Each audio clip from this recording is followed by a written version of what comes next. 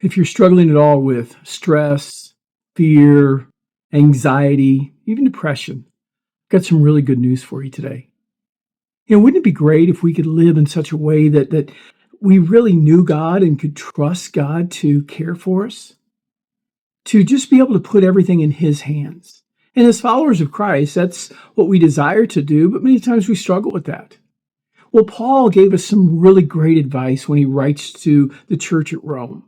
In Romans 10:17, he writes these words: "So then faith comes by hearing, and hearing by the word of God."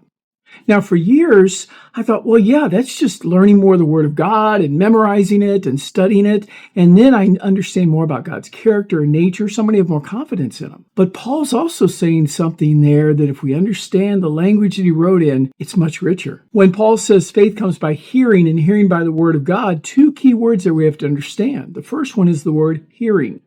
It's the Greek word achao, which means more than just listening, but it's to spend an extended time in someone's presence. And then he says faith comes by hearing, and hearing by the word of God. And the word there for word is the Greek word rama, which means more than just all language and all words, but a specific word spoken directly to us about our situation. So when you put those together, what Paul is really describing is not just kind of a left brain knowledge of God, but also that right brain relational connection. And they come together in this way. So faith, real faith, comes by spending an extended time in God's presence. And in that extended time with in God's presence, God speaks a specific word to us about our situation. And I believe with that word comes all the faith necessary to bring it to pass.